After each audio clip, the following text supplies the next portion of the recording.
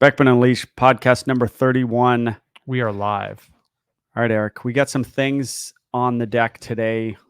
I'm going to kick it off. Here's what I'm going to start with, everybody. You should be a breedist and a speciesist. I am. Are you? Absolutely, I am. So you're saying some species are better than others? Some species are better and less dangerous than others. Some breeds are less dangerous than others. And if you got one of these breeds that is dangerous, and we have some stats for you here, you signed up for people avoiding you on the streets with their children. I'm not saying it's fair, but that's what you signed up for. And I will walk down the street and I will see a certain breed and I avoid that breed with my children, and I do not try to hide it. I had a client in my office 2 years ago. They were walking on a trail and they let their dog say hi to some pit bull, and the pit bull killed their dog. And this happens a lot. And there are people, many people, who think that being a breedist is the same as the human equivalent of that. And it is not. You know why? Because you're not going to hurt that pit bull's feelings. That's why. It's a different thing completely. So what breeds are bad and what breeds are good? I'm not saying bad or good. I mean, maybe did I say bad or good earlier? I said dangerous, dangerous, and not as dangerous. How do you say it? Speciesist. So that would be like, is that a real thing? Yeah. That's a term. If you believe humans are better, more valuable than other species. I believe that. When you went to Harvard or what? PETA does not teach that. No. Elon Musk did an interview, and someone from Google said you believe humans are better than robots, and Elon Musk is like, yes, I do. And the guy from Google did not believe that, according to Elon Musk. Okay, he thought that robots were the same as people. There are many people watching this that think that animals are the same as people. There are many people that watching this that think that golden retrievers kill as many people as pit bulls. Yeah, golden retrievers aren't perfect, by the way. I got bit by one. The worst I've ever been bit was by a golden retriever. But that was your fault, right? I don't know if it was my fault, but whose fault was it? There are dogs. It was the dog's fault. Oh. I was thinking about this, and I don't want to get it off the topic too much. Getting you fired up. But basically, you're getting me fired up. And I'll get right back to this. I promise. I go off topic too much. But there are people that very much in the comments, and people that I know and whatnot, who are like, who think that that dogs are not to blame for anything. And I thought, why don't I think that? Why am I the only one that seemingly is on video being like, this dog is being a jerk? Why does no one else think this? And I thought about it this week, and I think it's because I've worked with wild animals. I think that's the difference, actually. Why am I the only one who believes that a dog can be sort of on its own at fault for something, and it's not always the owner's fault? I'm in the minority. Yeah, I don't think that. I know. I don't know why I think this. And I think it's because wild animals are actually not at fault for anything ever. Yeah. I have worked with wild animals, so I've seen actual animals that are truly not at fault, seen them up close. So then you have dogs who are less at fault than people. Then you have people who are often at fault for their dogs, but not always. But I've seen the extreme. I've seen the wild animal extreme of truly not at fault. Go kill that animal slowly, eat it alive, and cause that other animal tremendous amounts of pain. And that is okay. And that is right by God. And that is the way it should be. Well, then the dogs are in the middle. Then people are over here. But I think dogs can be at fault for things. And no one thinks this. They think they're soft little babies. You're totally wrong. And the humans are responsible for every aspect of their dogs, even though, well, you could go back to like, oh, well, we bred the dogs. But that's No, okay. So that's we bred the dogs, 10,000 feet view of this thing. but where did the dog come from? A wolf. But even before, like, how did the dog get in the house? We adopted it. Who was we? You? People. So Prince. I Who- bought him at 4 months from the breeder Prince after he does got returned to the something- breeder. If Prince does something wrong, who's to blame? If it's Prince, I'm to blame. Okay. So if Prince does something wrong, it's your fault. Okay, what if you do as good of a job as you who have a job and have a family, and you go get a traumatized pit bull or Dogo Argentino, and you do the best job you can, and actually you live in a bad neighborhood, you don't. But you live in a bad neighborhood and you want protection for your family because you're worried about your family, and everyone's telling you to go adopt a dog because that's what good people do, and we That's adopt what sheep do. adopt, don't breed. That's or what sheep whatever. do. They listen Adopt. to what other people tell them to do. and Yeah, do yeah, it. sheep do it. But I mean, I've seen owners try to do the best that they humanly possibly can, and their dog still attacks people, and they cannot become a dog trainer. Maybe it's because I know dog training is so difficult for people.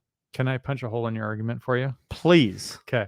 So you're saying, like, what if they did their best possible Yes. job that they could? Yes. Right? Like you do at your job. Yeah. Yeah. So okay. So as an example, you go, all right. So Joel, my pet attacked somebody. Yep. Right. Ask me a question about what happened. What happened? Okay. So my alligator bit somebody. Right. Yeah. So whose fault is that? Your alligator. I mean, you adopted an alligator, bro. Yeah. Yeah. So whose fault is that? I mean, whether I adopt a cheetah, mountain lion, or an alligator or a dog, I have to be responsible for making a decision to bring another life into my house. Not even legally, just morally, right? Okay. I have to give it shelter, to give it food, I have to train it, give it love, All right. affection, exercise. At 10,000 feet, I guess you're at fault. If we jump below that, can we place a little blame on the dog who the owner's trying to do the best job they possibly can, and society has told them to only use treats with their abused dog that sat in a shelter for 6 months shaking, and then the society told them to get that dog that was abused in the shelter because you're saving a life, and then you brought that dog into your home and you did the best job you can. I'm not saying we give up and we say it's the dog's fault. I've seen dogs. It viscerally comes out to me, and he goes, "The dog's being a jerk to that other dog." And is that dog not being a jerk? It's literally what I see. I don't know how else to say it.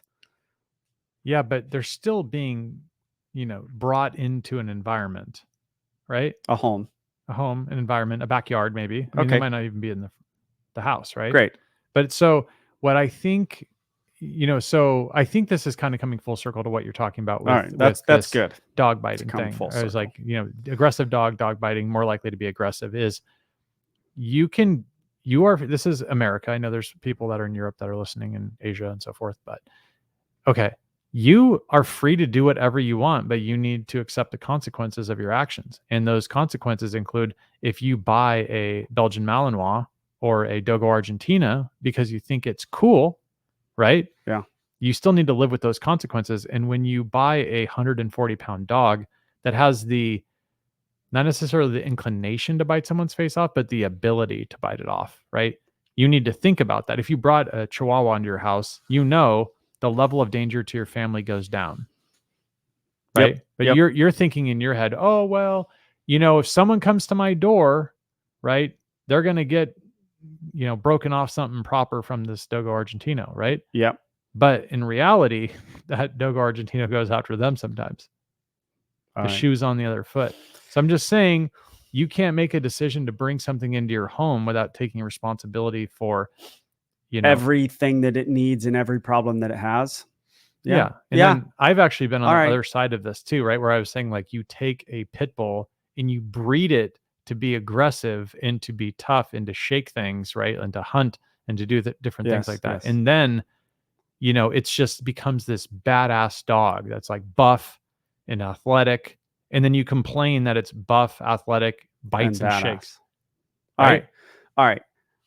Big picture, societally, big giant picture. I guess the people are always to blame. Yes. Okay, you brought me around a bit. You're very humble. I still see the human beings walk into my facility, and they have tried everything they can do, and their dominant dog still wants to run around and pin other dogs, and the man and the woman, they're trying to do everything they can and they still cannot do it. And I guess they shouldn't have brought that dog into their home, and they shouldn't have bought that dog, and they should have been mind readers and known that that dog was going to have a problem. I had a English cream that I just posted a video, and he was made a certain way, and they had no idea how to tell. And they are not dog trainers, and they're not psychologists, and they have not maybe had tough children that want to go around and punch people, and so they didn't know how to deal with it. And I have a hard time completely blaming those individuals. I just do. Can I give you a Joelism? Yeah. This will help reframe it. We'll do this all day? No, not that one. So basically, I think that you're asking the wrong question, right? The question is, who is to blame? That was my question. But the question is, who cares? Right? That's a Joelism. Like, why it doesn't matter why they're doing it. Well, that's because they've shown up to your house, right? They've shown up to your house. They need help. This is what happens in the comments. They need help. Well, why did you adopt that Belgian Malinois, or why did you get that type of dog? But you're kind of like, you always say, who cares? They already have the dog. That's true. So it's kind of like you could blame the dog or the person. Legally, the person's to blame. Yeah. But the dog, and also like it's hard to breed a dog. It's hard to blame a dog who was bred to act the way it's acting. Right. So that's hard. That is true. So, but ultimately it becomes like, it gets down to what we were talking about in our little business conversation before this, which was about like the OKR objective and key results topic about what is your results, right? Like versus it doesn't matter what you want or what you think. Ultimately, it's like, what are you going to do now? Right. What is the client going to do? What are we're trying to get results here. Okay. Right. So it's like, if we start looking at like who's to blame, we get lost. Okay. All right. But and I get it. But now we're moving a little bit off who's to blame and what. And I think we all know it's, Beckman's and other channels are like, no nonsense. We're fixing this dog no matter the situation. I agree with all that. But there are very tough dogs. Ultimately, I guess I understand the person into blame. No bad dogs. It's a thing. It's a thing. Didn't Tom Davis have that thing? All right. I don't want to get into I like Tom Davis. I do too. I think it's good. I thought we were like talking about Is there really no bad dogs though? Are there really no bad dogs? We should ask him. How about we've got this stat up here. I like Tom Davis. I think I just like him. I don't know why. I've seen his videos. He's in the same boat as me a little bit. Sounds like you disagree that there's no bad dogs, though. You think that there's 99.9% no bad dogs? Me? Yeah. But there's that. I think there's many bad dogs. Okay. So I don't understand that no bad dogs thing. I've never understood it in my entire life. How about the stats that we're going to bring up of all the people who died? Are there no good dogs? Are there no good dogs? There's many good dogs. How about the children that get killed by dogs? Are those not bad dogs? I mean, if you am I crazy? If you get killed by a bear in the woods, is it a bad bear? I realize I'm taking it to the extreme of like, somebody's killed by a dog, and you could even argue how that dog was raised. But like, I think we can call that dog a bad dog. Is that bad? Is that a bad move? I think what I was trying to get to with like the results piece is that you were saying, oh, well, they tried so hard, right? And it's like, we're not judging people based on their effort, right? We're judging them based on their results. Like they bring a dog in, all right, they've got a job to do. People have got to step it up. If you want to really raise your dog, to your point, then you need to think of it like you're getting a child, like you're born a child, and you're going to go. Like it's a responsibility. You born a child is not good English, but you have a child and you're going to go, the terrible twos are going to be super tough. The teenagers are going to be super tough. We're mentally and physically, like when you have a kid, once you have your second kid, you better start training with weights. You better start like getting yourself physically ready to roll, because this thing with having children is not for the weak.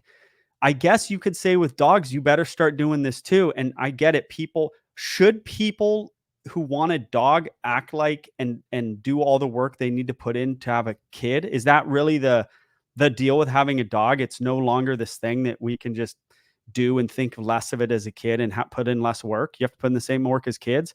Well, That's pretty crazy. I think the thing is the easy part is adopting the dog, right? Anyone can just go out to the store or to the shelter or to the breeder and get it.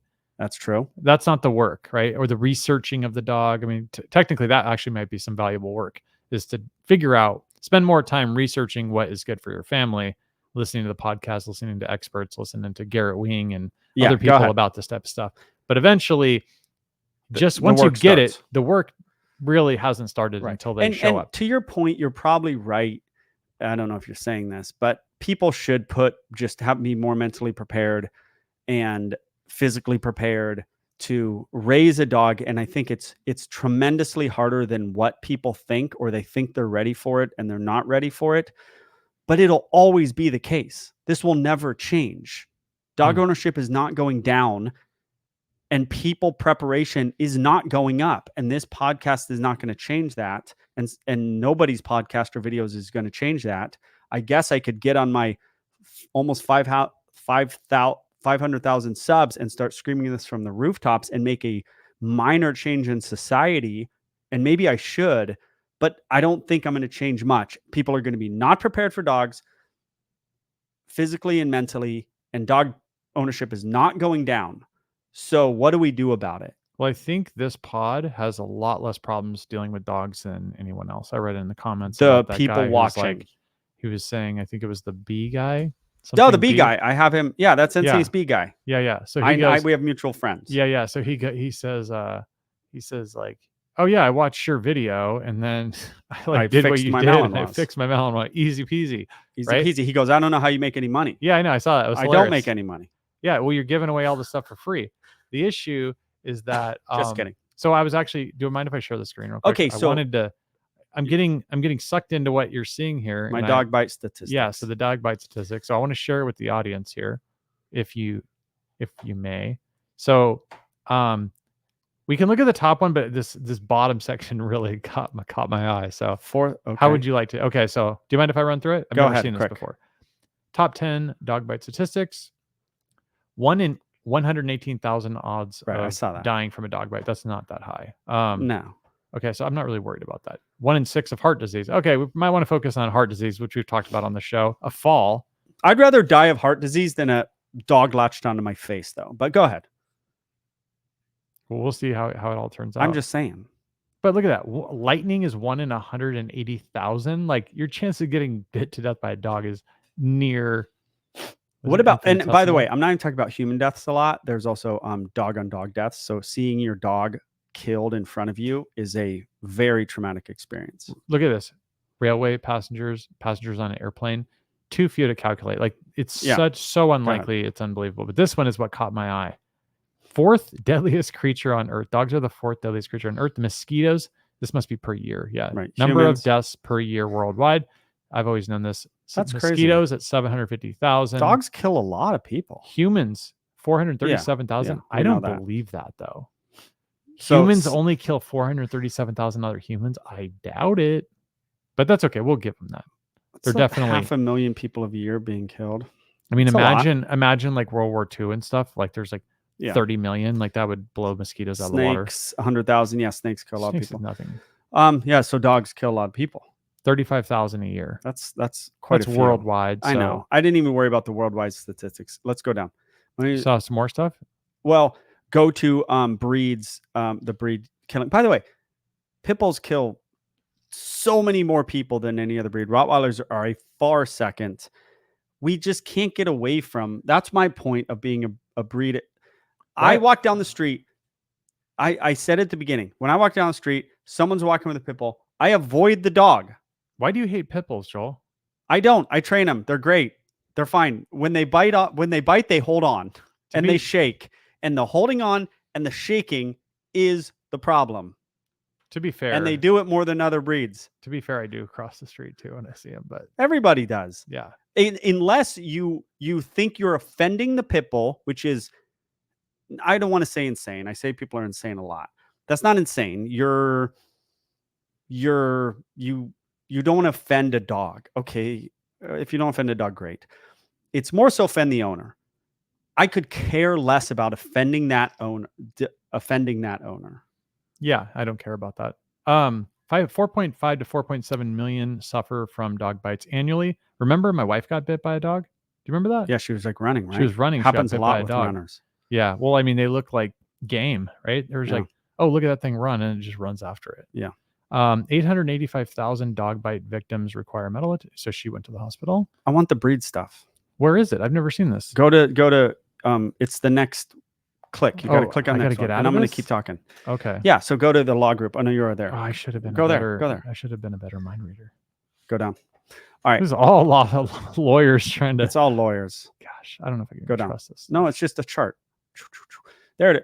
No, bro. Fatality by states. California. Of course. California's had 44 it's just got so many people. Texas got a lot of people.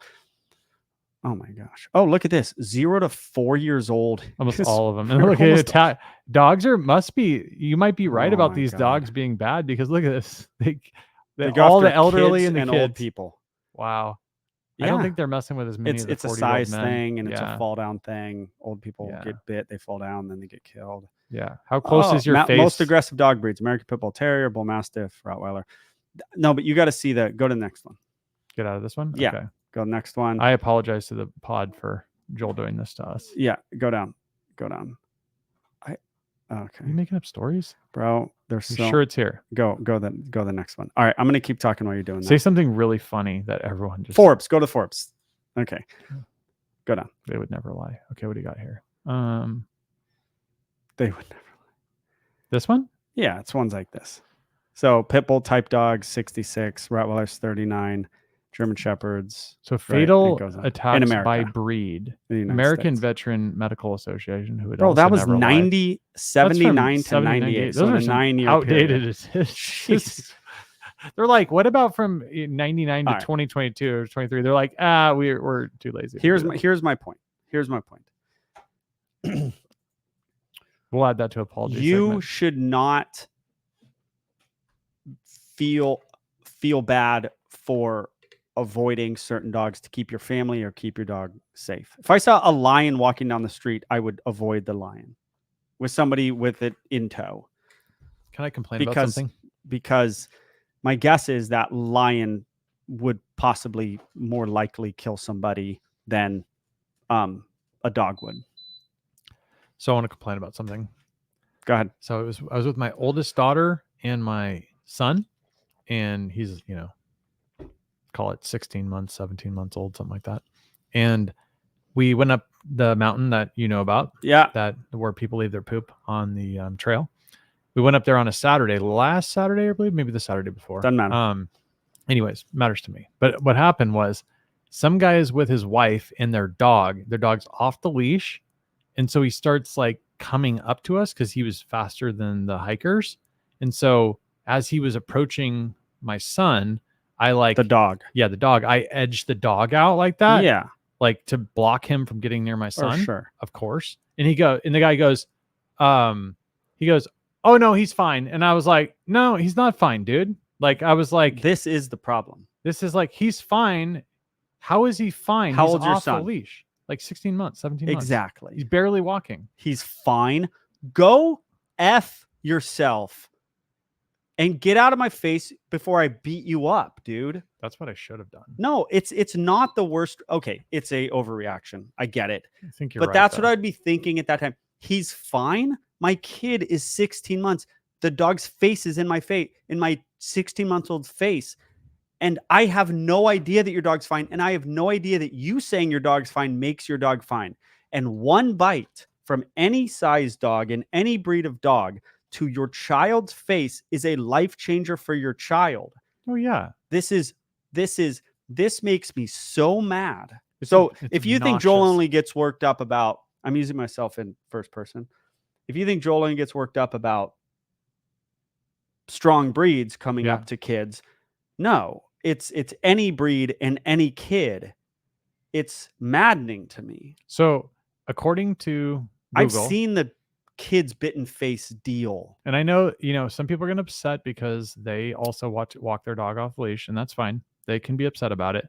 It says right here, a dog owner or custodian must prevent the dog from being at large, according to San Diego County Code 62.669. Yeah, At sure, large for sure. means being without a leash on public property. Leash means rope or similar material 6 feet or less in length. And this is the county code. Yeah.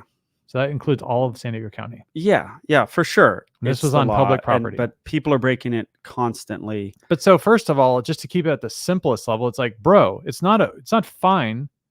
He's off the effing leash. And he's So going towards my kid. You're breaking the law. And whether I think it's a great law or I don't think it's a great law, I actually think it's a fine law. But regardless, it's like, oh, well, sorry, I'm breaking the law today. It's like, how does that work? I don't get to just break whatever law I want to break. I don't do that. Yeah, and tell everyone it's fine.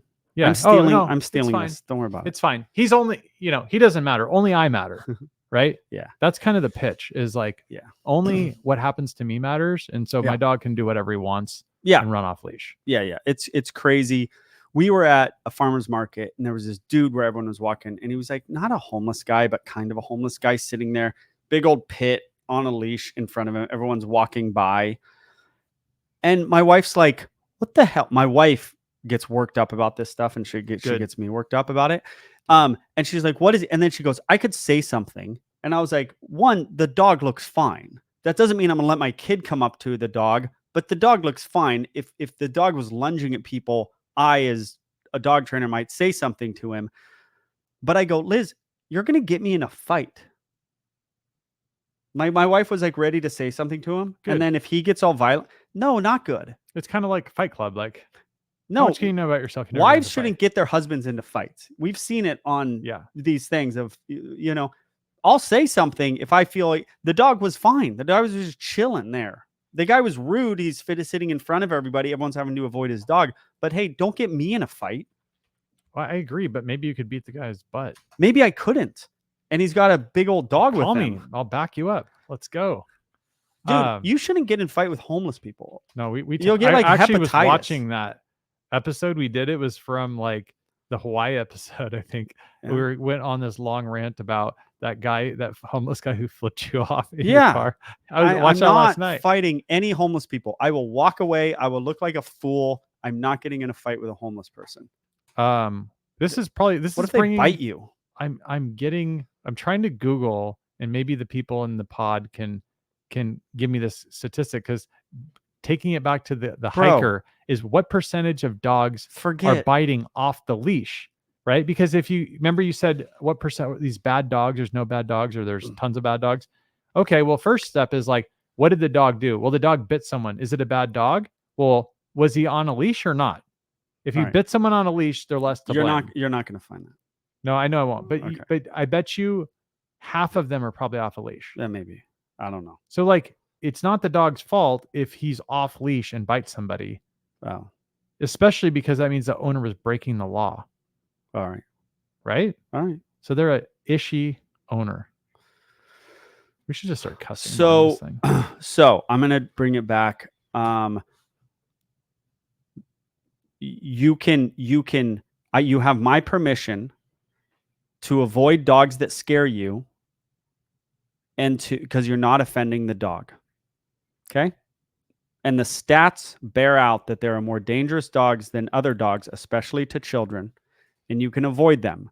I know people who have tried not to insult the dog, and they have let their dog say hi to the wrong dog, and their dog has died. I know. People are so worried about, oh, I don't want to be rude. Who cares? That's the worry. That was my kind of whole point of this. I was going to start it with you have my permission. Then I thought it was presumptuous for anyone to think they need my permission. So I didn't, but that's kind of the base of this. Like you have because I know how trepid people are.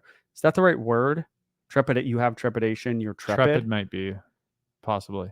how trepid people are of walking, and then let's say their dog says hi to the golden retriever, their dog says hi to this, and then the Dogo Argentino comes around the corner and they avoid the dog. They go, "Oh, I can't be offensive to that Dogo Argentino." No, you can, because the dog doesn't care, because Yeah. the dog is a dog It's like, and he is not offended by you.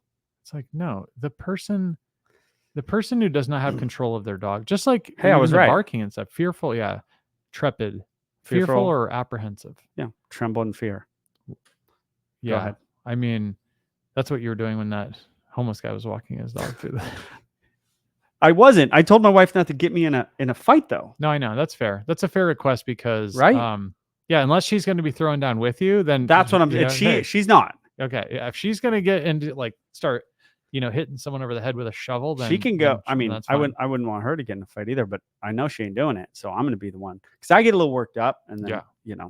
Yeah, no, I think you're right. It's ultimately we live in a forget to bring it full circle. It doesn't matter who is to blame, but it does matter who is legally responsible. And when you have a dog, and our pod should make sure they're clearly aware of that they're part of the solution, not part of the problem, right? That they're thinking about others when they're walking their dog and go forth into society as the pod members with head held high, and understand that you're bringing light to the world. right?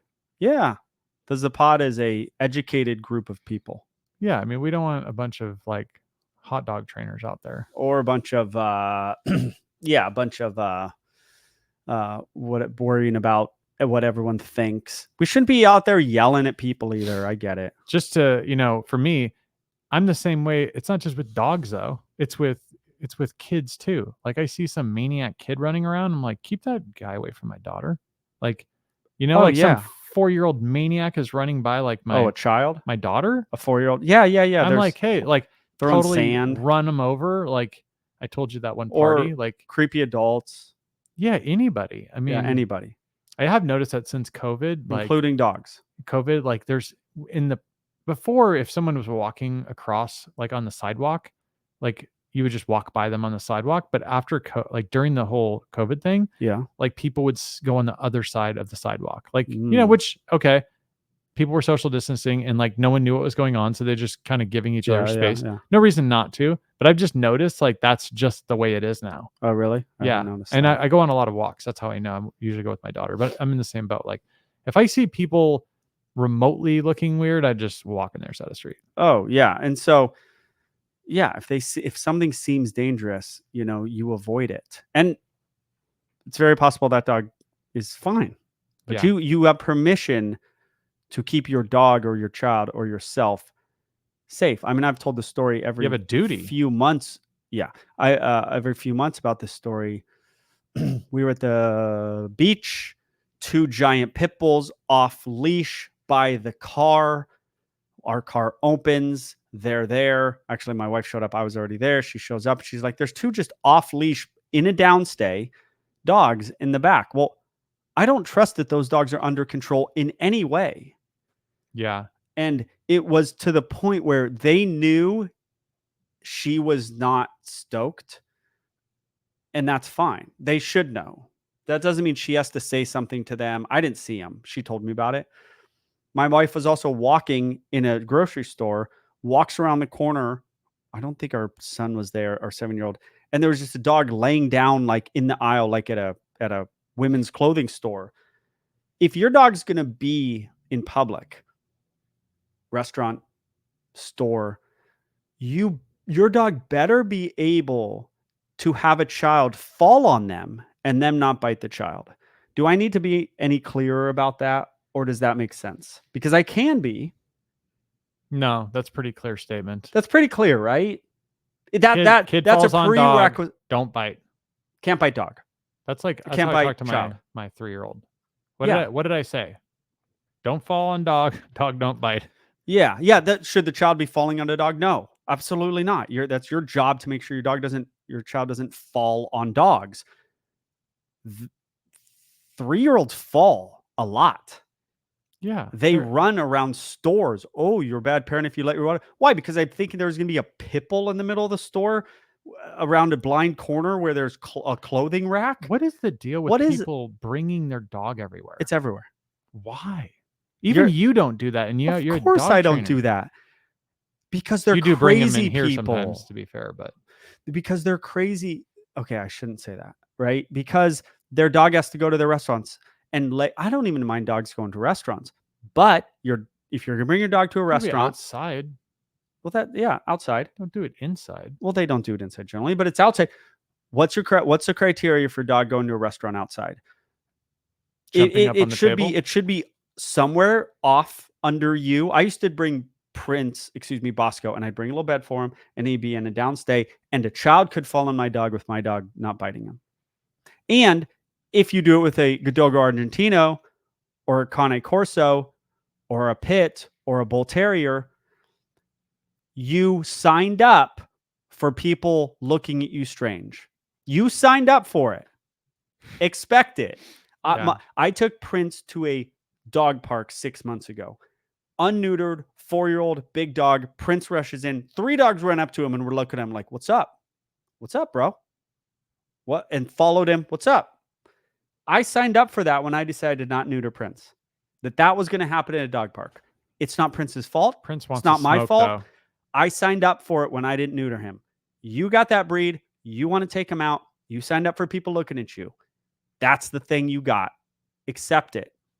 Yeah. You did it. I was watching this short that I sent you, and I sent it because we have the podcast today. Sorry, so I sent it over, and then you're like, I didn't look at it. But it was late. Yeah, I know. That's okay. Go ahead. We work hard. Then I worked early. So basically it was a guy, maybe he was in Australia, and he's on a bike, and there was like 3 dogs, 2 to 3 dogs that come flying off, and they start like attacking him.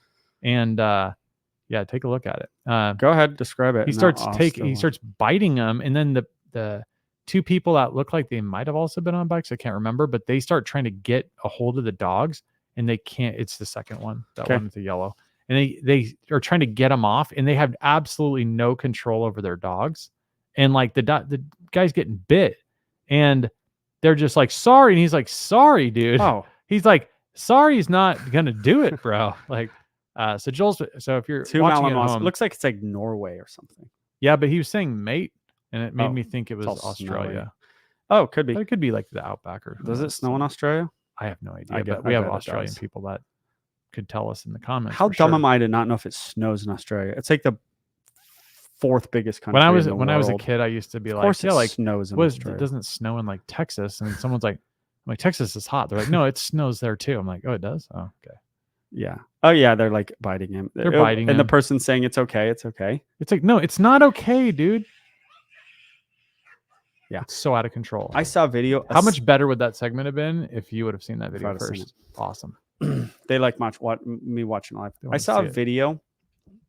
We can bring it up, of a sitting senator's daughter, her dog in Hawaii, murdering a baby sea lion. And this video has not gotten traction. Murdering? Killing. Jeez. I just say murdering for dramatic like premeditation. Effect. We talked about it. The dog's killed one of the most intelligent animals in the world. Sea lions are so smart. He kills this baby sea lion, and she's holding it. We talked about it. Holding it. Some guy who's filming goes, "Drown the dog." And she looks at him like he's crazy. Yeah, maybe you should. No, it's a thought. Don't say that out loud. Bro, he just killed a sea lion. Are you for who should survive? Who's between your species and whatever's the thing you called it? I didn't say you should do it. Which one is more valuable? They're the same. Okay. You're sure? My point is, if you're going to, it just killed a sea lion. But is it okay to club a baby seal for a nice coat? No. It just killed a sea lion. I'm not saying you should. And she's like trying to just pull the dog off. He was saying, dunk the dog so it'll let go. Do you mind if I just take a quick side real quick? What was the whole story about clubbing baby seals? Where did this come from? Do you know? Yeah, when we were little kids. Yeah, but what brought you to say that? No, but I have no idea. What is with the clubbing of the seals? Was it for a coat or something? Yeah. This is when I was little. People like wear 50, This 40, is in the 40 80s, years right? ago. It's fully 70s, really. It stopped. I mean, it stopped pretty quick, I think. Some will be shot to look death. at that picture. This dude's like clubbing a seal. Horrible. But baby seals are helpless. So, but what was the purpose? Was it just for their skin or something, or their fur? For their fur. Yeah, seals have fur.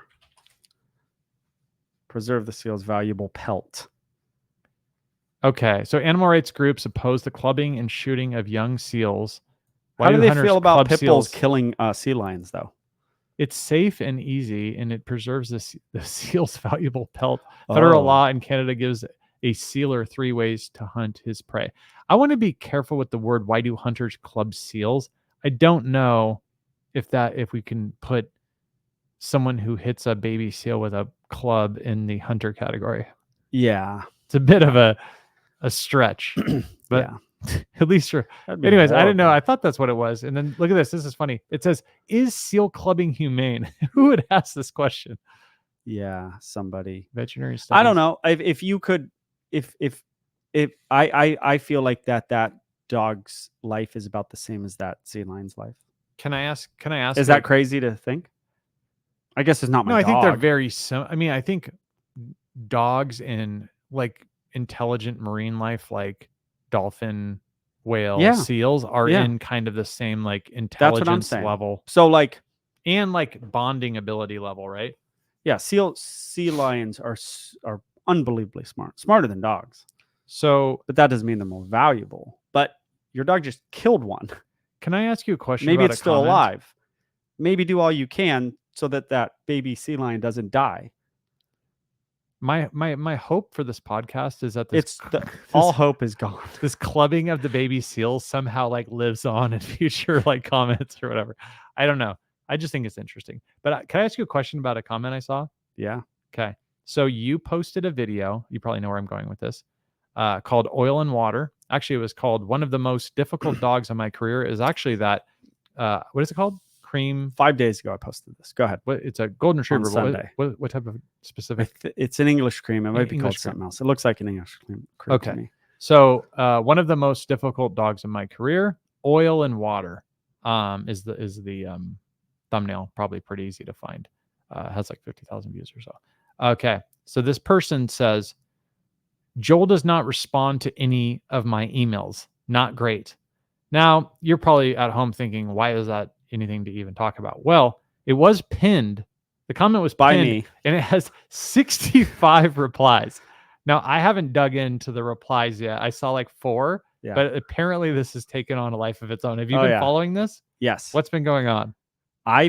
Okay. Some lady started to email me a few months ago, and she's just like, you're a horrible person, blah, blah, blah. And then she started to comment like the last few videos. Joel doesn't respond to my replies. And I just let it go. Then I saw, or my emails, Joel's not responding. So then I decided to pin it. And then I pinned her first email. So I went to her first email, wrote it in the comments. So she says, Joel does not respond to my emails. I then told everybody in the comments what her email said to me, which was, Joel is rude. Yeah. And I have it here in Joel. So she says that to Joel, that he doesn't respond to his emails in the public comments. Yeah. Right. Which really is not, but I mean, it's not you don't have to respond to comments if you don't want to. Or to emails. Yeah. I mean, of course either, right? But it's like, but you're not following up on your email. It makes it seem like the lady is like a dog trainer, a dog owner in need. Yeah. Or like or even still like she's like had something really important for you, but it's like, it's not your problem. Well, especially considering you're like 50,000 emails. But there are people who look through there who don't think like you, who go, oh, Joel doesn't respond to his emails. He doesn't respond to emails. I don't respond to my emails. Okay. Right. So, but this guy, R. Patrick, Patrick's great, by the way. Yeah. And he's on, he's a podcast. He's on the podcast for sure. So his response is it kind of sums it all up. Just based off one of your previous comments, calling him a jerk that just jerks dogs around by their collars, I'd say that may be the reason, but he probably has a metric shit ton of emails. He's also, which is true, he's also a pretty busy guy, but you'd know that if you watched a few of these podcasts. He repeats it now and then: business, employees, families, our family, kids, sports, football coach, and everything else people do in normal daily life. Cut the man some slack. He doesn't have to be doing this. You'll attract more bees with honey than vinegar. There are lots of dog trainers in here, or at least people with good dogs and some knowledge that may be able to help. Try asking maybe. Yeah, and then read my Okay, comment, and which is then this next. guy BD training. Oh, No, that's no, you. just read I'm mine. kidding. Yeah, I'm yeah. kidding. Here's your first email to me. Title: Beckman is rude. Body: Joel, why are you so arrogant and rude towards those of us dog owners who believe in positive reinforcement? Don't like your training style at all. Chris, I won't say her name. And the rest of them weren't much better. I would be a crazy person to take time away from my family and That's what dogs I to wrote. respond to an email like that. And then the best reply What's the in next all one? of this is the Asti? next one. Pin of shame, pin of shame, pin of shame. Yeah, yeah. And then you laughed out loud. Yeah. And then there's a bunch more. There's a bunch of other ones. This is fantastic. Yes. You keep talking. I'm going to read a few of these while you're doing that. Yeah. So anyway, I like the pin of shame part, right? I should do more pin of shames. I've done it before. I love it. But pin of shame is a new thing, a new segment, if you will. Whenever we have a pin of shame, we should talk about it on the pod. You know what's funny though is like this, and it's great that I pinned the comment so everyone could see. Well, it's funny that it got 65 comments just on that one thing. 200 likes. Well, okay, I would respectfully not this Kelleraria or something. I would respectfully not expect a response from any busy guy. I'd be grateful if I asked for his time. You take issue with something one would benefit from polite communication. Choose your words. I have to say this with it's really a sense of entitlement, right? That like, you know, if you email somebody that you don't know, and like say I email you and I don't know you, and I'm like, hey, have this issue with my dog. I haven't heard back from you. And then it's like, it sounds like that Eminem song Stan, where it's like, hey, I'm writing you again. I still haven't heard from you, right? You're going, right. Like, and it's like, I just want to remind you, I haven't heard from you yet. And it's like, I have no obligation to respond to you, especially you're not asking for dog training services. You're asking for specific answers to questions. Like, all right, what am I just going to email everyone? Like, what is this, the 1930s? We're going to like write letters to people that write us questions? Yes. Now, here's what I'll say. You're right. And there's many emails I don't get back to. And there's many people just write pages and pages of emails and I can't get back to them. Do you even read it? Sometimes, if you're, not pages of email, not pages, but they'll write a small book on their dog problem. Here's the thing. There are so many people that feel helpless with their dog and their dog problems.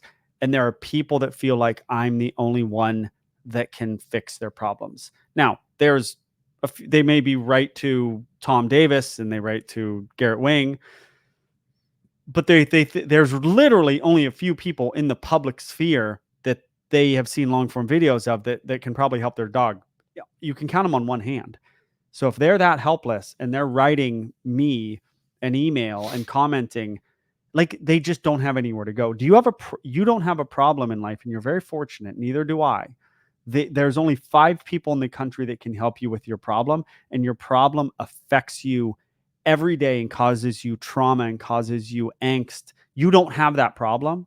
Neither do I. So we can't really understand what they're going through. So I'm giving grace to these people. Are you feeling okay? These are my people. No, this is totally true. Here's the thing, dude. It doesn't matter what people want. I'm just saying. I want a $1 million or $1 billion house on the beach, right? Yeah. We can't all have this like you do. I know. Right? The thing is, but seeing it from their perspective is their perspective. That is like true what I just said. But it's still, I think it comes down to like a fundamental like philosophy disagreement, right? Okay. Which is like the pitch is like, hey, I need help. No, I know. Give me help. I get it. Versus, I get it. How about this? Imagine, so let's just walk through this as if like I really do have a problem. Let's say I've got a dog. You've got a psychological problem. I do. No, I have that anyways. Let's just say that. And there's Jordan Peterson and a couple other people. Let's keep it with dogs. Let's keep it with my dog, right? So I don't have a dog, but let's say my dog. So we go in there and we say, Joel, okay, I need help. There's 2 different ways you go about this. You can go, Joel, I need help with my dog. here's a long list of what happened. Yeah. Okay, tell me what happened and show me how to fix it. Right. Leaving aside the fact that you have 500 videos that you've recorded to teach them how to handle every type of issue there is. Right? Good point. So let's forget that for a second. The issue I run into, like, no, Joel, you don't understand. This is a really big deal. This is life-changing, right? That's what you're telling me right now. That's what I'm telling you. Life-changing. Yeah. Oh, really? How important is it? How important is this? You're asking me? Yeah. From the person's perspective? Very.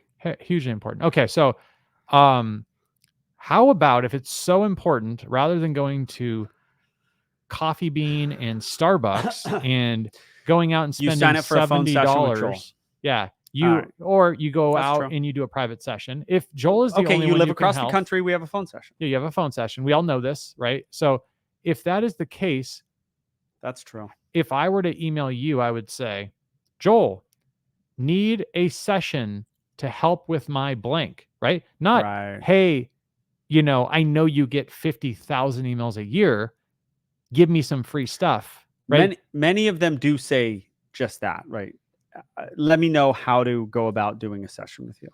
So, but to take it one step further. Yeah. Okay. I emailed you. You didn't get back to me, Joel. What do I do as a human in 2023? Okay. What's my next step? You go and you just see if you can just sign up. How would I do that? You go to the website. Oh, so you have a website? Yeah. Okay. So that's the thing they're not doing, is what you're saying. Yeah. So they're not just taking their own. They're not just thinking like a normal person and signing up for something. So if I type in Joel Beckman, say they don't know about Beckman Dog Training, just know there your it name is. Joel Beckman. There it is. First thing is YouTube, Beckman Dog Training. That'll take them right there. 400 and says like 61,000. I think that's wrong. That's actually old, but look at first one is Trainers Joel Beckman. Well, you can just click on it and then click on it. Beckman Dog Training, right? Programs. Let's just share this. I want them to follow along just in case. We're not even selling anything. I want people to just be able to see this. All right. Okay. Who's that guy? That guy hasn't been around in a long time. That's a young Joel for people. That's Rocky. Rocky. Oh, Bosco. That was our. There's Bosco. That was a hell of a. Look at that picture. It's pretty nice. Going out of town. Board and train. Two Visla. You look kind of young there, man. Yeah, I know. Less wrinkles. Yeah, I know. So anyway, what would I do? That's Connery. Dude, are you serious? Let me find. Yeah, go back right there. This guy is two back. Boom, boom. There's Connery. This dog is like a household staple for you, huh? Yeah, he's with us forever, half the year. Look at this. Okay, so let me see. I've never, I've obviously seen your site. We haven't paid that much attention. Request a consultation. Hold on. That's just going to take you to an email. That's fine. All right, because it used to be like a form, and then we're like, we can't. Just you got to email us. Our system, programs. So are you telling me? So maybe I'm wrong. You're saying if they request a consultation, that it will, and they email you that, you won't know that they want a dog session? No, I'll know. You won't respond to them? I will. If they click here and they send it in this format, you'll know they want a session and you'll get back. No. I won't know they want a session. That's where they'll send saying, this is the bulk of you want me to bring up an email? Well, I'm just saying, if they email info@Beckman Dog Training, obviously you're going to see it. I will. If it has anything to do with a consultation or something, will respond to them. Yes. You don't ignore those, do you? No. Here's one right here. We just got back to it. Thank you so much for getting back to me. Okay. It's hard to follow all of this. Let me find another one. Just a random person here. Yeah. So need help socializing my 5-year-old with my 5-month-old. Dear Joel, we live near Los Angeles. We watch your videos, blah, blah, blah. Looks like my wife got back to them with saying her name. Thank you for reaching out. Okay. The next one. My wife, this is from another lady. I'm looking for a 2-week board and train. I plan on staying in San Diego for 2 weeks. Let my dogs your facility most time. I have 2 golden retrievers. My wife got back to them saying something. I will find it. Nice to talk to you. So my wife called her. Nice to talk to you. I texted you the link to sign up. Great. And then if you look here, if you go to the request a consultation, it says schedule appointment right here. Yeah. So I actually could do a feisty fight you could just there. jump right into it. Yeah. So they could do it online. Yes. Okay. I know. They have a couple ways to do it. But if you send me a book. But you see my point about, like, if you just, and this is just for life in general. I know you love to give life advice, right? I think you did that on the last podcast. Or I do it in every podcast. Yeah, every podcast. But no, it was to that one lady who was on Instagram that you gave her the life advice. But the life advice is that you always have to put yourself in other people's shoes, right? That's true. You have to think about what is going on in their life. Are they busy, right? If someone is, just graduated from college, has no job, you're probably like, might not be that difficult to get a hold of this person. Yeah. Right. If someone has 500,000 subs across all their platforms, then they're probably harder. They're probably getting more volume of email. You might have to tweak the way you email something to get their attention. And then also, I think one take home for, takeaway from this, as well as the comments across the board, is, what do you say? Keep it pithy. Like, get right to the point. Bill O'Reilly says Bill that. O'Reilly. Yeah. Get right to the point. What is the issue? And then people can respond. Good for life. If it's like, I mean, what do you think when you look at a comment and it's like a 2.5 pages double spaced? Like, it's hard. It's hard to get through it. I mean, you look at it and go, comment or an email. Yeah, but a comment on YouTube. Yeah, I know. I mean, if you see like 1,000, 2,000 characters. Oh, I know. And it's just it's good though. I mean, it's fine. They can write, but even if you do, I think, and we should get into maybe some comments, but if you do get into that, it makes me think, you want to have some indentation. You want to give some type of like high level, because if you catch him, he's going to have to get your attention the same way we get people's attention through thumbnails, through titles, things like that, right? Yeah. Like it's just not easy to do. Yeah. So did you do any comments? Do you have any comments handy? Busy B says, just loving listening to Joel talking percentages. So here's why I'm bringing that up. From the last podcast, Busy B, it took me maybe 10 years, maybe 12, to start talking in percentages to clients. And I find myself doing it all the time. I will say, and I think this is important for people, for my clients and for listeners right now. If you're trying to get rid of a behavior, what I do is I sit there with them and I go, listen, exercise, I think we are going to reduce your dog's jumping on you. Exercise isn't great for reducing jumping, but let's say separation anxiety. Exercise, I think we're in the 20% range. Okay.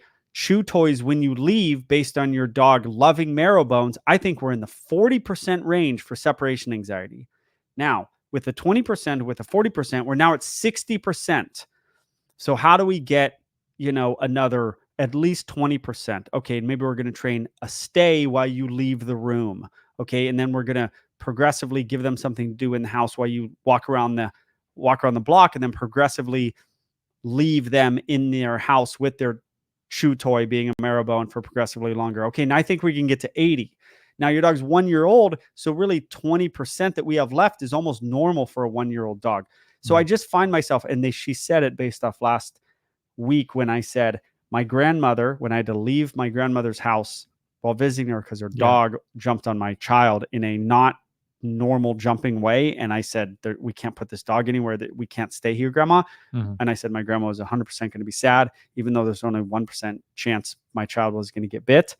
But the percentages, right? I just find myself talking to clients very much in percentages. I like that. And it seems more scientific. It's not scientific, but more scientific than I've ever been. And I do it constantly. I talked with the clients today. I gave them a bunch of percentages on doing the board and train. I said, I think we can get this down to this percentage and increase this by this percentage. And then you got to go, is it worth the money? And okay, are these percentages worth the money? And I give them concrete, within 20% range. I had a percentage actually today where it's actually pretty funny. The person said to me, I won't tell you what it was about, but they said, I have to rely on their assumptions for whatever I'm doing. And it says, I go, how confident are you in that? Right? In those numbers. And it's like, I'm like, what is that? 80%? 30%? Probably 30%. I go 30% confident. And I go, what will you be once you have this new, understanding? Probably 80%. And I thought, 80%? So like, you're not confident at all right now, right? 30%. Like Yeah, that yeah, means yeah. you don't know. So Yeah. that is a really good way of getting to, asking people questions that is like percentage based. Like how Yeah. sure are you how sure are you that this dog is not going to bite me? 99% sure. I'm like, put the muzzle on, right? Yeah, yeah, yeah. Like that's, Yeah. Yeah, I agree. 100%. 100% means the dog may bite you. Eh, Hey, I've got another one if Go you're ahead. you're not going to like this one, but I'm going to read it Oh. anyways. This is from Durellen. Hey Joel, want to give some feedback on the regular content of the channel and the podcast. The podcasts are interesting and provide an additional perspective that you can't always cover in the videos. But I wouldn't like for the regular content to suffer as a result because the practical aspect of your methods need the engagement that your normal content provides. Eagerly waiting this week's upload. It goes on and on. What say you, my friend? Well, I would say this podcast does not take away from the regular uploads. I missed a video this week. Do you want to tell the pod why? I was in a place with my daughter doing a surf contest, staying in a van. Van life. I could have gotten a video out before. I messed up. But I missed a week, and it's not really acceptable to you or to me. It's not good. I don't know what to say. I should have gotten a video out. It was the difficult week to do it.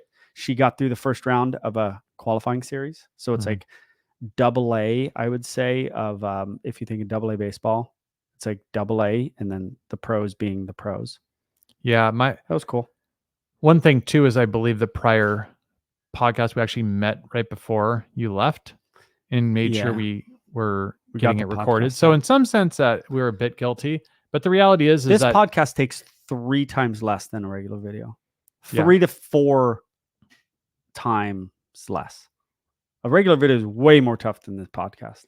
Another person was, I think, giving you, it might have been on your normal video, but it could have been on this one where they were saying, like, you should speak more, like, learn to speak better with clients. And they were saying, I responded to it, but it was basically saying, like, you're kind of all over the place. And I was, I was with kind of clients? like, yeah, but I was thinking, like, yeah, but we're like chopping out pieces of a video. Right. So it's not like it's necessarily perfectly, it should be in order, but it's not always in order.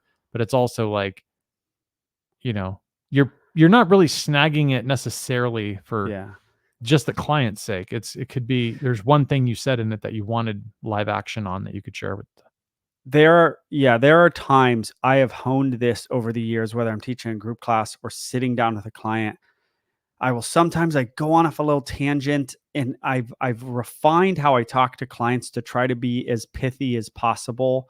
And I got to be careful when I'm going off and I'm not using their time and their money well.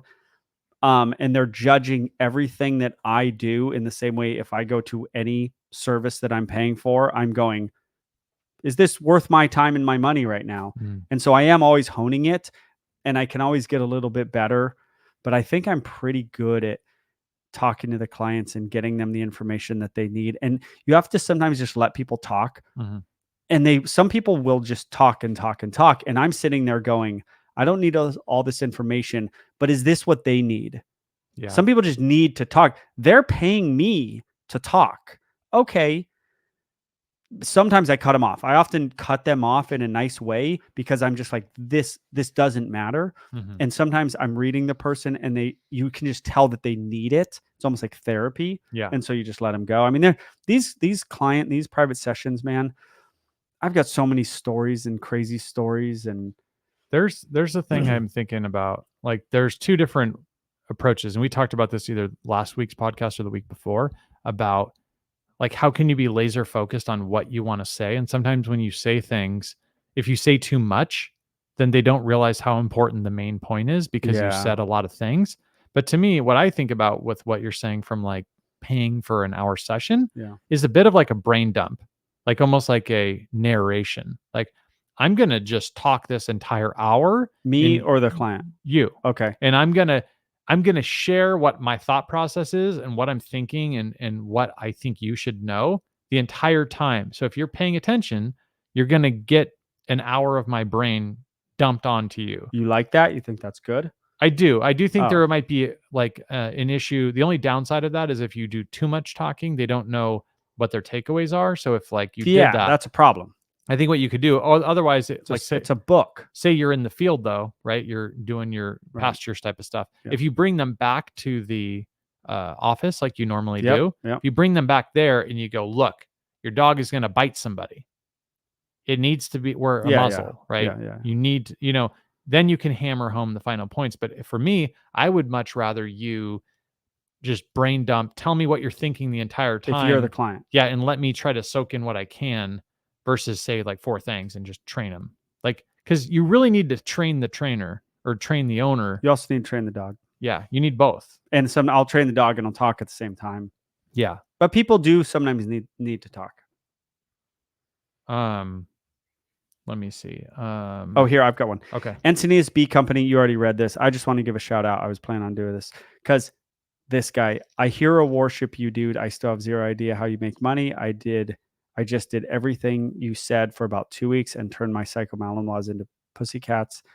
No means no. I will not be ignored. You can't blow me off. I'm the most important thing in this situation right now.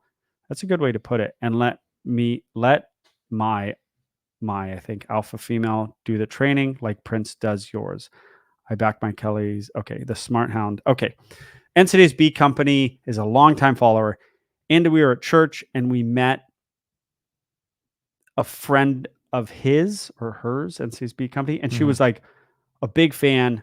It was one of the few times I've been recognized, which is a good segue to my new segment, which is, did Joel get recognized this week? And then I should pretend like I want to know that, right? Yeah, you should pretend that you like this segment because it was that's my idea. That's a really good segment. Well, your breed of the week Inquiring was minds probably wanna your know. idea, and it wasn't a good Remember segment. the breed of the week was cool until we forgot about it last week. Which brings us to our did Joel apology get segment. recognized this week? The answer is no. Good. But It's we good should for do your it every humility. week. It is. I've been recognized very few times. They're Yes. actually pretty funny stories when I do get recognized. But I do feel like I walk around the store, like a store, right? Let's say you make eye contact with 20 people. I do feel like people like sometimes look at me and then like track me a little longer. And sometimes I feel like they know like where, they're like, I recognize that guy. So my thought is like I'm just being honest on the pod. I think you're just desperate for attention. I might be. And I so don't know. Joel just goes around like PetSmart and what is it? Goes, Petco. and I look at people. And he just walks around the dog trainings, like the dog section, and just like do you know me? Yeah, exactly. Do you do that? No. I'm just checking. Are you serious? I'm just checking. No, but the few times I have been recognized, it's interesting. I'm not Dog Daddy. He said he was on here. He said he got recognized all the time. I never get recognized. I do. I wouldn't even want to be actually. recognized. Yeah, you would. Yeah, right. Yeah, you would. What good can come out of being recognized? You're like a mini celebrity if you get recognized. But what do you get out of that? Your ego gets it helps your ego. Okay. You would want to be recognized. Yes, you would. I don't know. Yes, you would. I think you're making up stories. No. It's like, do you want the money or you want the fame? I get it, but it's money. nice once in your life to be recognized for something is a weird thing. Yeah, but there's a difference between. It's an interesting thing. There's a difference between like working in corporate America and doing a good job of something or like really delivering on something, and then That's people what I'm being saying. like, "That was amazing. That you did a really great job. Like you changed the trajectory of the You've company." had that in your professional life. Yeah. Yeah. But the thing is, that's a lot different than like some random dude on the streets like, "Hey, were you on that Beckman podcast video?" Yeah, but then they go, "I'm a watcher. Hey, I think you do a great job." And you go, "Yeah, that to me is different."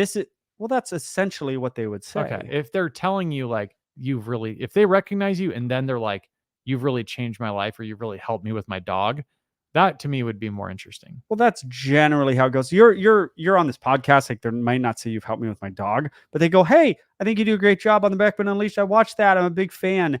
You You act like you would walk away like not happy about that. I would be happy if somebody told me they enjoyed the podcast. I wouldn't Yeah. necessarily be happy if they're like, "Are you on the podcast?" I saw Well, that. Like, if they're just recognizing me no. for like being on something, it's Well, not in a as way, that's cool, a slight because they chose not to say that. So you're assuming they actually don't like which is you. probably what's going to happen when it finally does happen. When this is doing, we already doing big numbers. People don't know this because they don't publish the numbers on Apple and all this, Oh. but we're climbing the charts. Oh, that's good. Did you know that? No.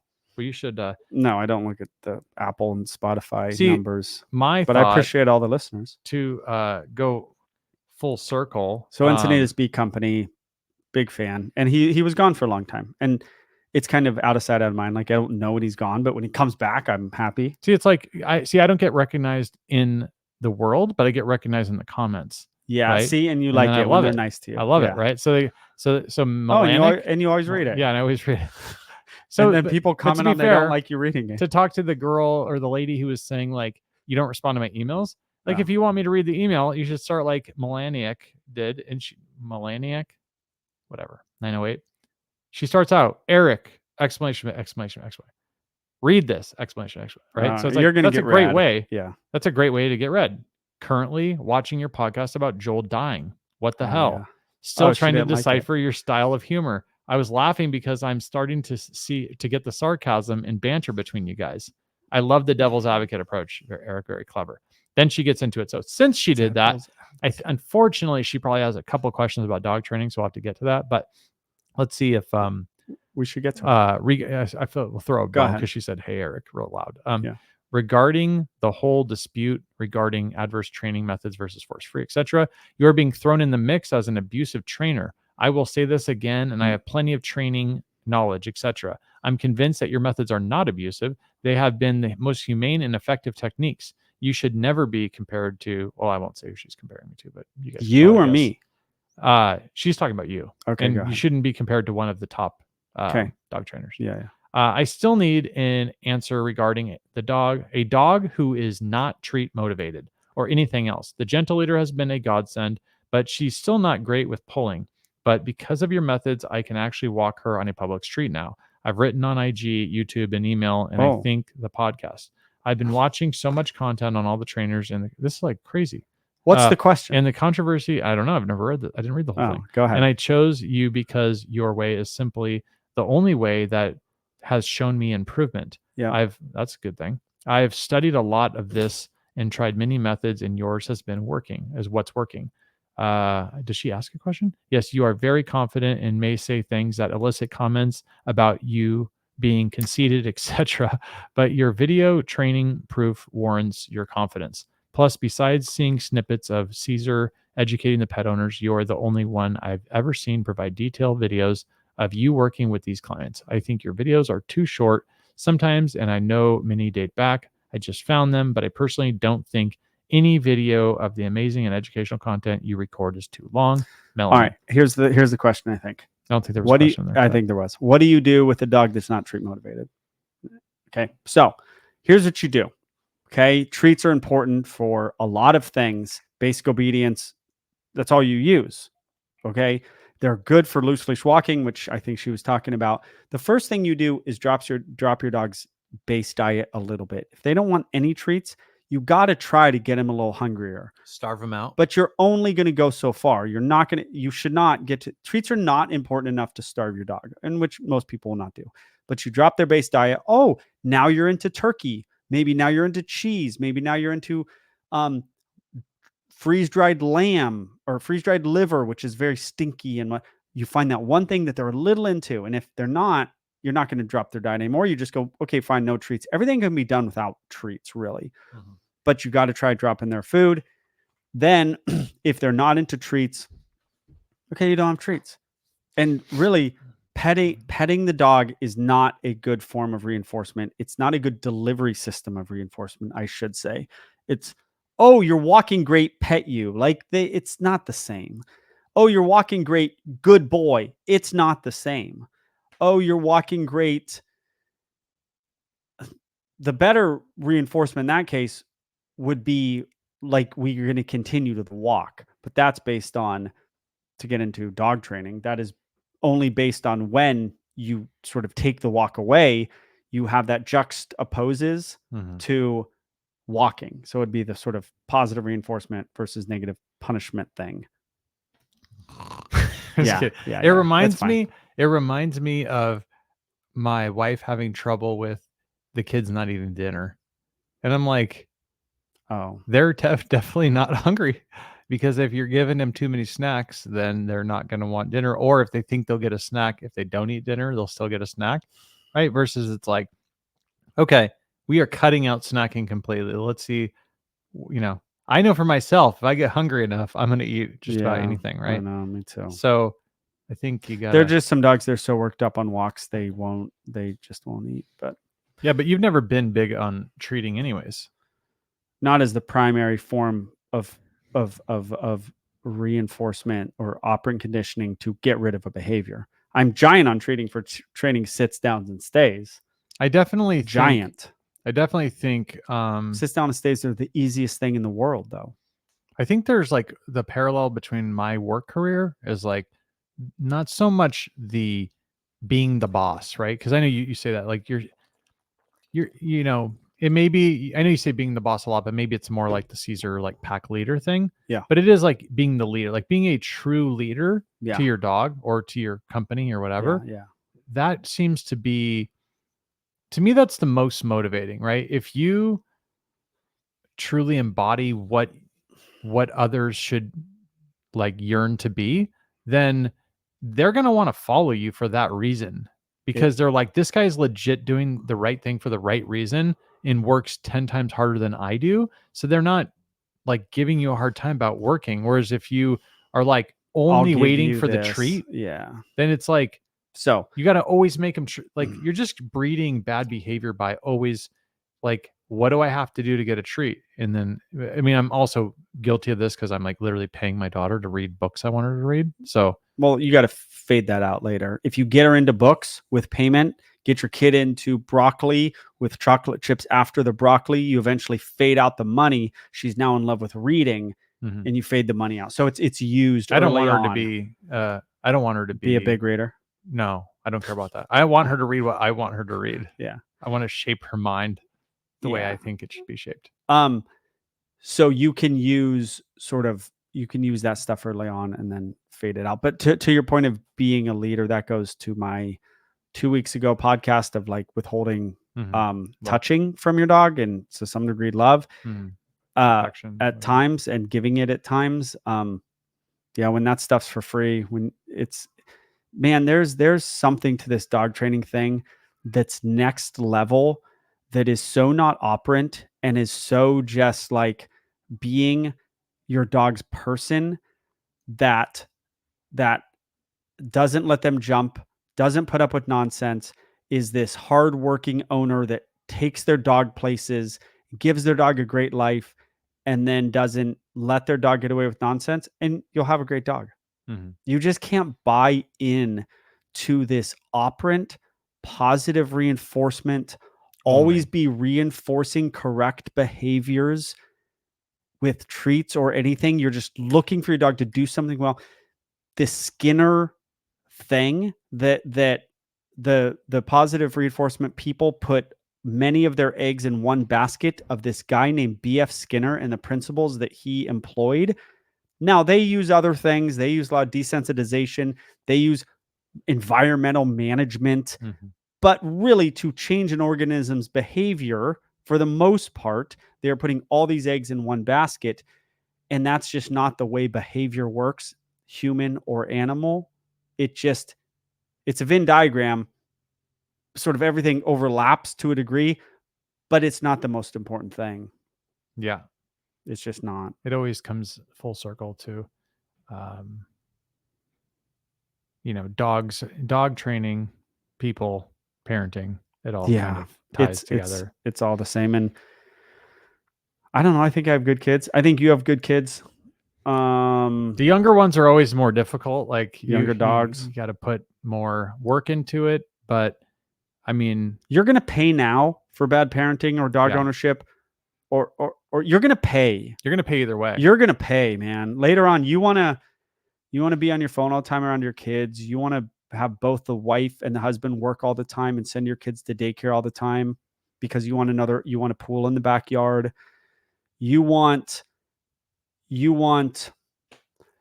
to send them to bad public schools. I said bad public schools, not all public schools, bad public schools. You want to make these choices that make your life easier right now. You will pay. Yeah. Or you can put the work in early on in life and maybe not pay. And you might still pay because it's a hard job.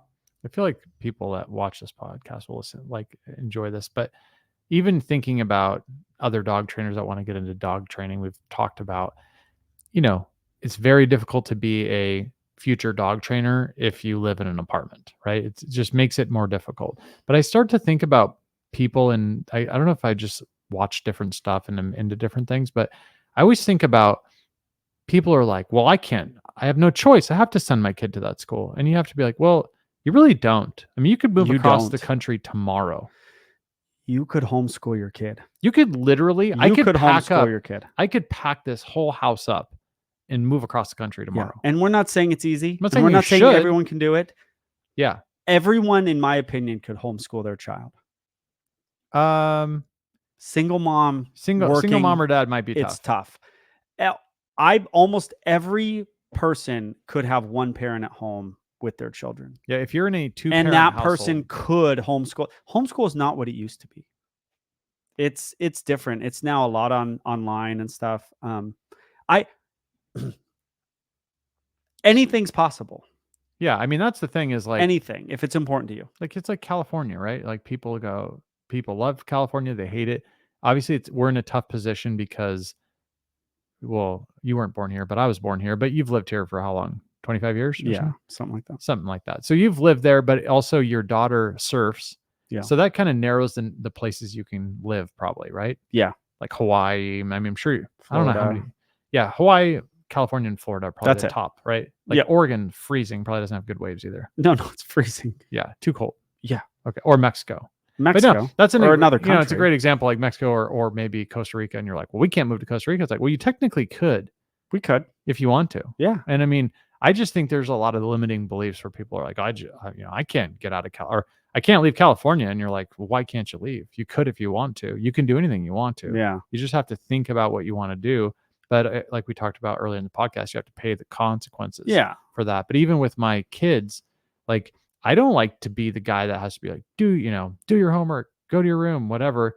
Like I'd like to be the fun parent that just plays with cars and stuff. But when when the young kid goes up and wants to pull the other kid's hair, you got to put your foot down and say, don't do that. And so, like you said, you pay now and build the credibility of like a no nonsense quality person. And then your kids can be like, oh, he is a great dad, but he, doesn't mess around either. Yeah. And then that will pay dividends in the future versus do nothing now. And then you got a monster on your hands. Yeah. Right. Yeah. And dog too. And probably the correctional facilities are probably filled with this type of thing, right? Yep. All right. So Joel's segment, did I get recognized this week? I did not. That's how about someone wanted to the breed of the week to be German pincer. I saw that. I don't know what that is. Let's figure it out before we leave here. Okay. Let's get off this pincer. I think it's a small. Is it not a pincher? No, it's technically pincer, bro. Oh, a German pincer. It's a Doberman. What's this person talking about? Don't bring it up. Well, let me get to this. I don't want to be sharing like a bunch of crazy stuff on here. How's a German pincer any different than a Doberman pincer? It's a pincher, bud. It's pincer, dude. I don't believe that. I think you're wrong. You don't think I know what I'm talking about? All right. There's an Eminem song. He says Doberman pincher. Yeah, I know. He wouldn't be Actually, wrong. I don't know that. But breed, a description of the ideal dog of. I just want to see if it's a Doberman. How do I know? I think we need to Google Doberman pincher versus German pincher. Okay. Don't you think? Sure. Yeah. Okay. Yeah. Doberman pincher, as I like to call it. Pincher versus German pincher. There you go. We're not the first people to think about this. The Doberman is a large dog, 1 of the 2 inches and 10 pounds See, they're larger all than the the same. German Pinscher. Oh, Man, you learn okay. something new every day. Yeah, it could be the original. It's kind of the original Doberman is now a German one, and because they have like an American, Which is a better guard dog? they're the same dog. How about that? Doesn't that one? Why do they keep showing? And the person who asked that question is probably like, they're not the same dog. That's a German Shepherd. But they are. That's the Yeah. thing. No, But they that's- are. Yeah. So Dobermans. So tell me something really cool about them. I'm going to tell you something cool about the Dobermans. How about that? Do you know anything about Dobermans? Maybe not as much as Garrett Wing knew about Cane Corsos. I'll tell you that. He was going back to the Middle Ages. He was like, yeah, telling us the craziest stuff. Okay, fire, by the way. a Doberman Pinscher. Originally 1800s, late, maybe mid 1800s, tax collector. Here's what they did with the Doberman. If we've never had Doberman as breed of the week, here's what they did. They basically made the gnarliest, scariest looking dog you can possibly make. That's what they did. And you might say, well, a Cane Corso with his big head or the big body. They did the ear thing. They did the black with the tan. They did a giant barrel chest. The ears mainly, right? They made this dog. If you have a 100-pound or 100+ pound Doberman Pinscher, if you compare it to a 100-pound Cane Corso, a Doberman is, in my opinion, the most intimidating looking dog in the world. Now, the problem is you get one princess size, 80 pounds. I'll take a 120-pound dog looking gnarly over Prince any day. Yeah. But that's size. A Doberman, bring up a giant Doberman and tell me. Do you want me to show you what a big It's Doberman looks like? just the gnarliest animal in the world because of those ears. Oh, well, the ear thing is a mean thing. See, look at this Doberman. Look how crazy that looks. Look That's at so scary. Look how horrible he is. And these little one doesn't look Dobermans bad. are not scary looking. It The says, little look at ones the are not. Pinscher definition, meaning to seize, to nip, to Yeah, bite, it's German to for grip. It's German for bite. So anyway, Pinch, they gave him a right? barrel chest. They made him very fast. They made him very loyal. In my opinion, the main goal of them was the look. And I think they achieved that goal when you do crop the ears and do all that, which I'm not advocating for. But I mean, that's a pretty sweet looking dog. Yeah, he's a little overweight. A Doberman should look like a wasp. So it should be very big in the front, going to very slim. That picture right there. More like this? I think he's overweight. Is that a female? Yeah, but it's a female without the ears. I want a big one. Like, look at these 3 dudes. Look at these 3 dudes. All right. That's a cartoon, bro. Oh yeah, it is. All right. Look at I this want guy. a big one. I don't like these little ones. See, it's That not looks like a it's not person. a good looking one. Go to this guy. Why does he look You like want a this person? guy chasing you? Not really. No, dude. That's Why a aren't they big showing- one. This That is one's the probably famous 100 picture. pounds. You've seen this, right? Yeah, that's a nice female red. Really good looking dog. I'd like to breed Prince with that particular Yeah, dog. they're just not that intimidating, bro. Bro, you need a big one. I mean, I shouldn't have to look for the entire Google to find it. That's I was gonna type badass booster on. I don't want one of those. Go down. No, go down. Go down. I don't know There. what that means. I know. It's a French dog. There. I say it wrong. It looks like a mixture of a Doberman. That's what I'm and saying. They're a, cool.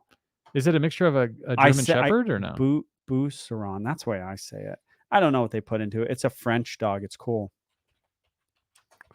Presser Canaria. Okay, now we're in Eric's world. I mean, look at that dog. That is scary. All right.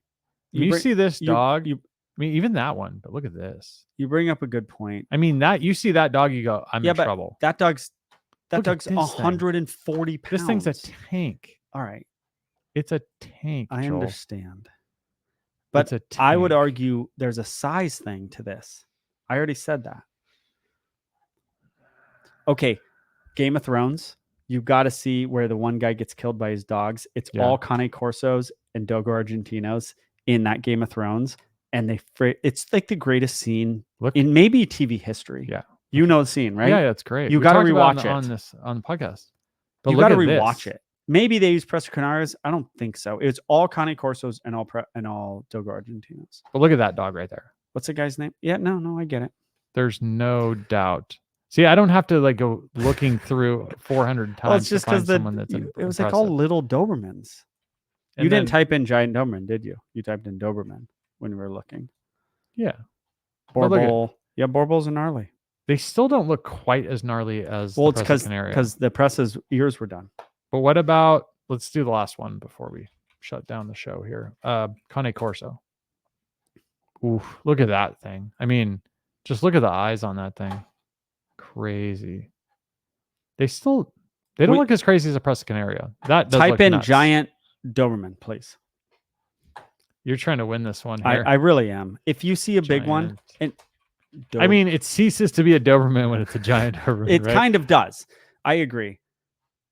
It looks skinny. We're just not It finding looks like it. us. Okay, type this guy. Go to that guy. I've seen. Here. Check this one out. This is bred with a Presa Canario. It wouldn't even let me click on it. It's a clickbait. No, man, these things are not that.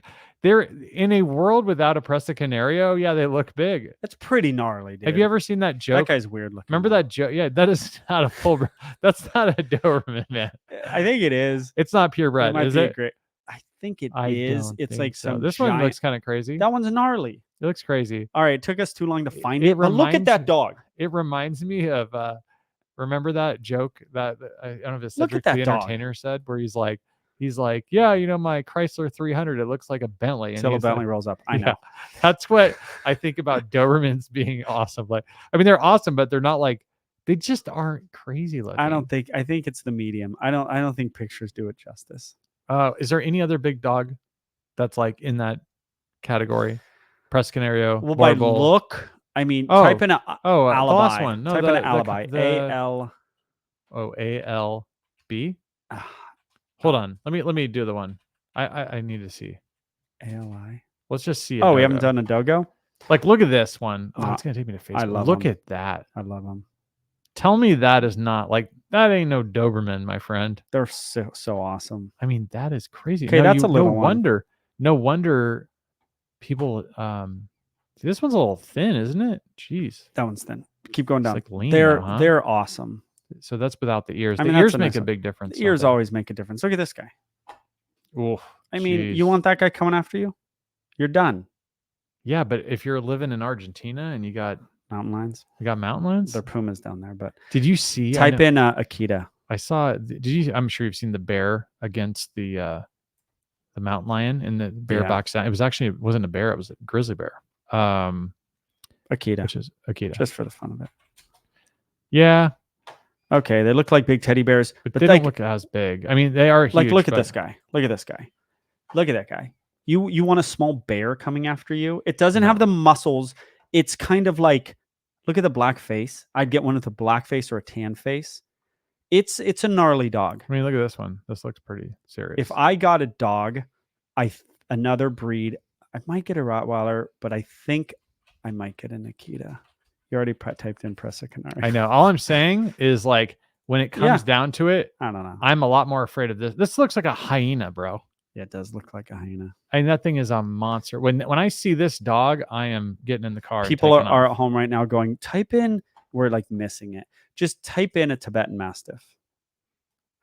But they don't look. No, I know. No, you like the buff, ears done. I get it. No, but not just that. Like the furry ones. I mean, I'm not saying they're not huge. I mean, the problem is if it hits you, if it hits you, you're gonna fall down. That thing weighs 5,000 pounds. Die. That weighs more than a car right there.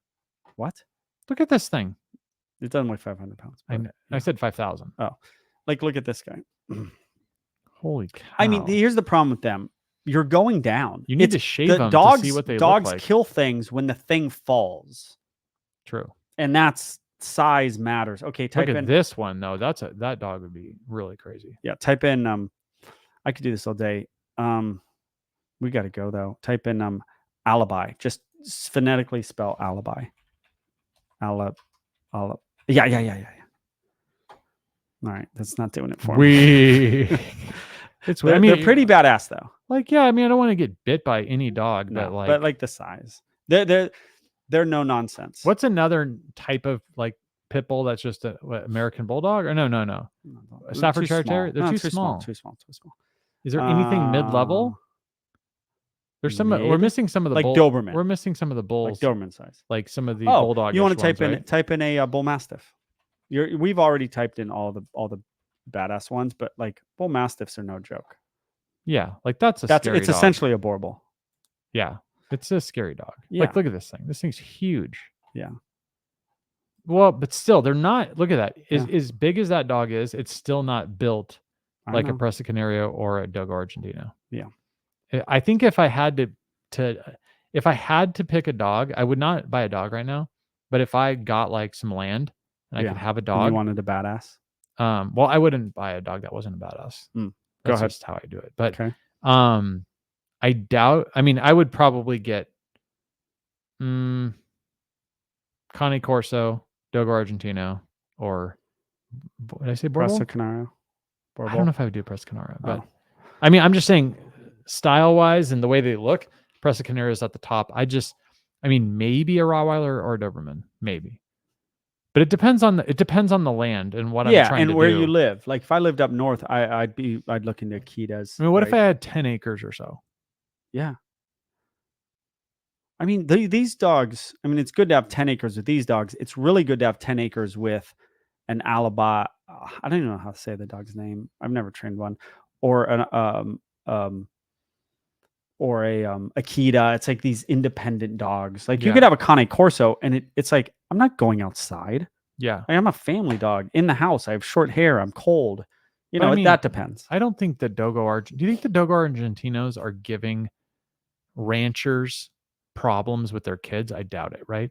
I mean, we've seen anecdotal stuff about them like protecting the kids and so forth. Like, I just think a no nonsense cattle rancher out in Argentina is just not having problems. That's the key, right? You know, they're just not. And there's around. a history of them raising them, and so I know we'll maybe end on this, but like I would have to say, you know, not thinking about just kids, just thinking about like if I was a bachelor, like what type of, and I had a place out in Montana or something, and I wanted to just be out there.